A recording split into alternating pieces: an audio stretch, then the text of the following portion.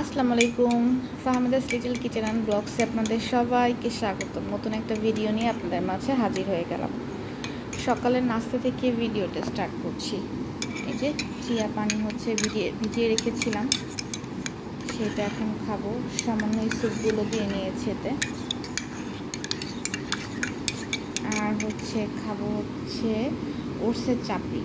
Oats দিয়ে একটা ডিম দিয়ে পেঁয়াজ মরিচ দিয়ে হচ্ছে চাপড়ি করে নিয়েছি, বা ওটস অমলেট করে নিয়েছি। রেসিপিটা একদিন শেয়ার করব যে কীভাবে বানাই। তো সকাল সকাল ভিডিওটা স্টার্ট করছি। মনটা ভালো নাই, আর শরীরটাও খুব একটা ভালো না। শরীর ভালো না থাকলে মনটাও ভালো থাকে না। তাও ভিডিও করছি, ভাবলাম যে ভিডিও করলে যদি একটু মনটা ভালো থাকে বা একটু ব্যস্ত থাকলেও হয়তো ভালো লাগবে। তো ঠিক আছে, সকালের নাস্তাটাকে কমপ্লিট করি।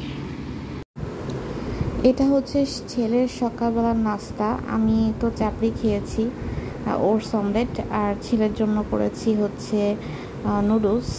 ঝটপট নুডলসটাই আমার কাছে বেশি ইজি লাগে।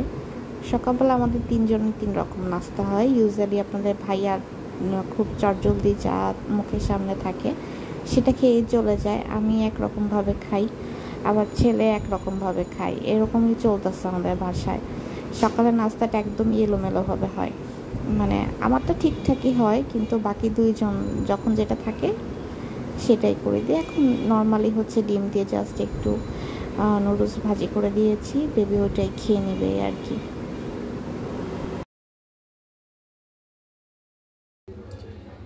সকালবেলা নাস্তা করার পর কেটে কুটে নিয়েছি। আজকে রান্না করব হচ্ছে রাতা মুরগি বা হচ্ছে হার্ড চিকেন, যেটাকে বলে দেশি হার্ড চিকেন, যেটা ওইটা রান্না করব। আলু দিয়ে সব মশলা, পেঁয়াজ মরিচ গরম মশলা সব কিছু আমি রেডি করে নিয়েছি। এখন জাস্ট চটজলদি প্রেশার কুকারে রান্না করব, একবারে চড়াবো, কারণ এটা একটু শক্ত, যেহেতু সিদ্ধ হইতে অনেক সময় নেবে। তাই জন্য আমি প্রেশার কুকারেই রান্নাটা করব, চুলায় আর করবো না, মানে কড়াইতে আর করবো না, একবারে প্রেশার কুকারে করে ফেলবো।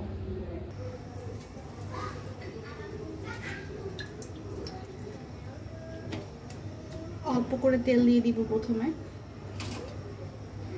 আর পেঁয়াজ গরম মশলা, তারপরে শাহ জিরা বা মৌরি যেটাকে বলে ওটা একটু দিয়ে দিয়েছি বাগারে, সুন্দর একটা ফ্লেভার হয়।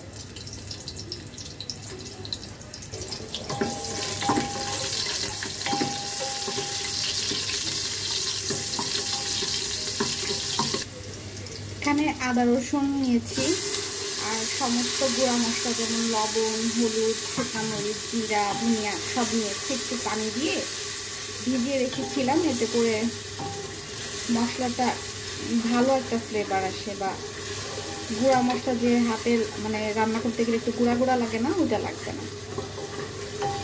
আমি চেষ্টা করি হচ্ছে মশলাটাকে একটু পানি দিয়ে তারপর হচ্ছে কিছুক্ষণ ভিজিয়ে রাখতে, এই মশলাটা একদম বাটা মশলা যেরকম হয় সেরকম ফ্লেভার আসে। একটু কষিয়ে নেব সময় নিয়ে।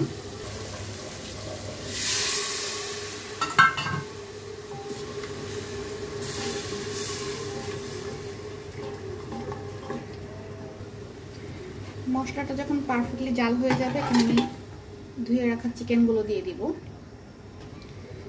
এই রাতা মুরগির না হাড়গোড় খেতেও খুব ভাল লাগে। তো এখন এগুলো সব একসাথে কষিয়ে নিব। আর কয়েকটা কাঁচামরিচ আমি ফালি করে দিয়ে দিয়েছিলাম। এখন সুন্দর মতো কষানো হোক, সময় নিয়ে এটা করব।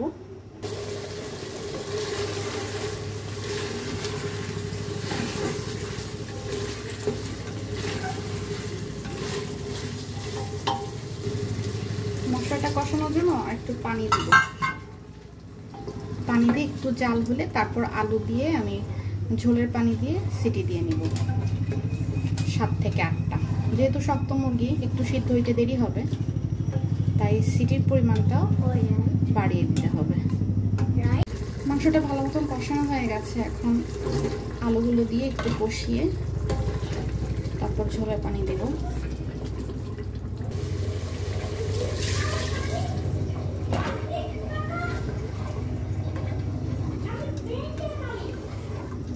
হার্ড চিকেনটা একটু ঝোল ঝোল করে রান্না করব।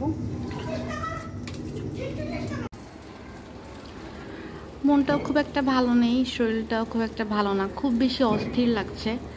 দেশের পরিস্থিতি খুব খুব একটা ভালো নেই মনে হচ্ছে। আর এখন সত্যি মনে হচ্ছে যে সব কিছু আগের মতো হয়ে যাক, স্বাভাবিক হয়ে যাক, দেশের পরিস্থিতি ভালো হোক, এটাই আসলে একটা মাত্রই চাওয়া। জানি না এই অস্থির পরিস্থিতি কবে ঠিক হবে, তবে দোয়া করি যাতে খুব দ্রুতই এই অস্থির পরিস্থিতি স্থির হয়ে যাক। ভালো লাগে না আসলে, যারা জবে যাচ্ছেন কষ্ট করে বা রিস্ক নিয়ে, তাদের জন্য খুব বেশি ভয় লাগে।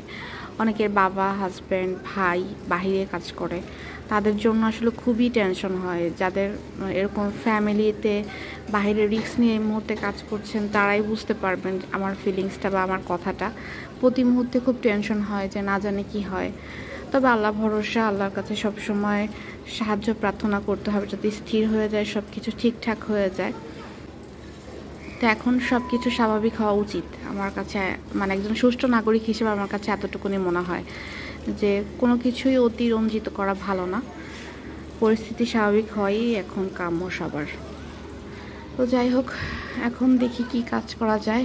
বিকালে নাস্তার জন্য আজকে কি কি রেডি করতে পারি ভালো লাগছে না আসলে। দেখা যায় যে সকালে নাস্তা করতে করতে দুপুরের টাইম হয়ে যায়, দুপুরে নাস্তা করতে করতে দুপুরে খাওয়া খেতে খেতে বিকেল হয়ে যায়, আবার বিকেলে খাওয়া খেতে খেতে সন্ধে হয়ে যায়, এমন আর কি পরিস্থিতি হয়েছে।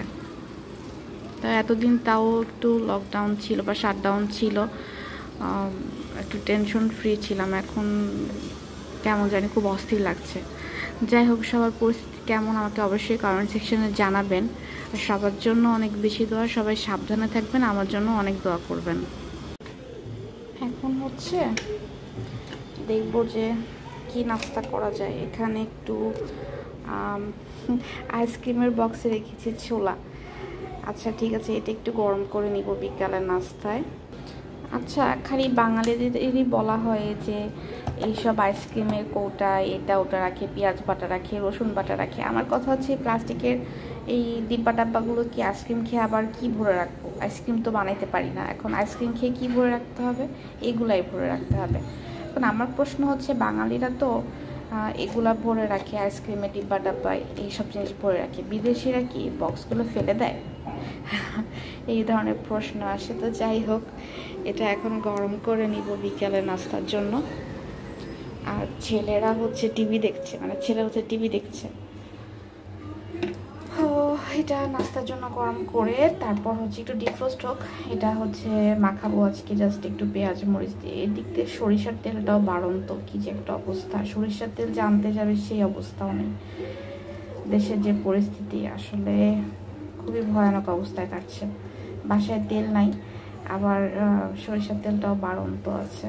তো যাই হোক, এরপর হচ্ছে ছোলাটা মাখিয়ে নিব, তারপর দেখা হচ্ছে।